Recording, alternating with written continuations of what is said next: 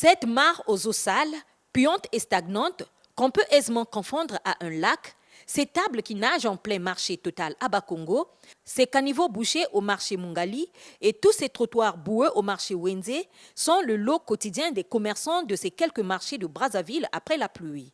Quand on n'a pas une paire de bottes, il faut être un bon athlète pour se frayer un chemin.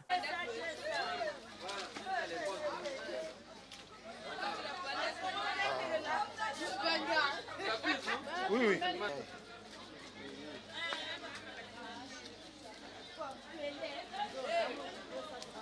Ces commerçantes n'en ont que trop marre de cette situation.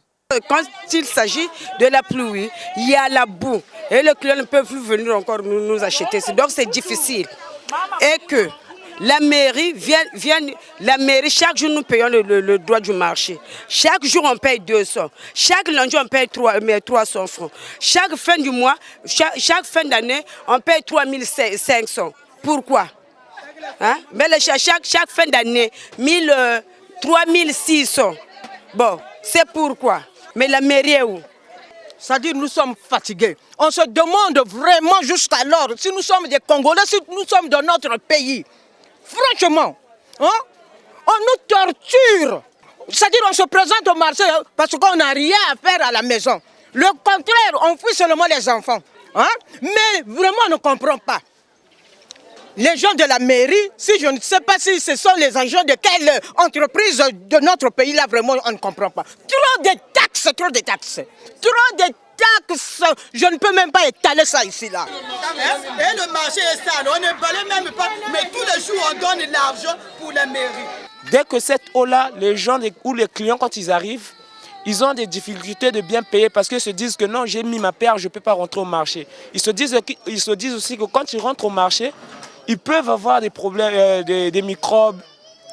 Donc, même nous, quand nous vendons ici, là, parfois, nous sacrifions à pétiner cette eau, vu que nous cherchions de l'argent. Nous sacrifions à pétiner cette eau, mais arrivé à la maison, sous les pieds, nous avons des démangeaisons. Vendeurs, on appelle ainsi aux responsables des marchés et aux services d'assainissement des mairies qui ne semblent être préoccupés que par les taxes qu'ils prélèvent chaque jour. Nous avons des gens qui sont pour le nettoyage du marché. Ils peuvent peut-être donner les mots d'ordre pour nettoyer tout ce caniveau-là. Mettez au moins, comment on appelle ça, le terreau, le tout venant, et puis le galette. C'est mieux, puisqu'on paye l'argent tous les jours là, il n'y a pas très longtemps qu'on a payé 3600 chaque fin de l'année. Normalement, ils devraient venir nettoyer les caniveaux, arranger les routes, afin que quand il pleut, qu'ils ne puissent pas avoir des conséquences. Qu'ils ne puissent pas avoir l'impossibilité d'accéder au marché. Pour ces revendeurs, l'assainissement est avant tout une affaire de tous. Nous ne devons pas seulement laisser tout à l'État. La bonne charité commence par soi-même. Toi, en tant que commerçant, tu sais que non, c'est ici ton bureau. Tout le monde n'est pas fonctionnaire. C'est ici ton bureau, tu trouves de l'argent ici. Tu as le plein droit de t'occuper de la place où tu vends. Il y a des gens parfois, il est vendeur au marché, il mange un petit bout de pain ou soit quelque chose, quelconque. Mais après, le déchet, il jette dans le caniveau. Et ce n'est pas le seul. La majorité des gens, c'est ce qu'ils font. Et puis, quand le dépôt là reste dans le caniveau, quand il pleut, après, c'est maintenant des problèmes. Et puis là, nous allons encore dire que non, l'État doit venir arranger. Mais non. Premièrement, c'est d'abord toi-même. Toi-même, tu dois d'abord te dire que non, ce que je fais là, ce n'est pas bon.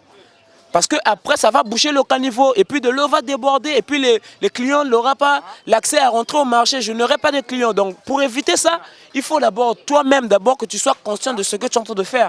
Cette question de l'état des marchés après la pluie devra trouver des solutions avec la modernisation des marchés comme celui de Total à Bakongo. En attendant, le curage régulier des caniveaux et la collecte des ordures semblent être des solutions efficaces.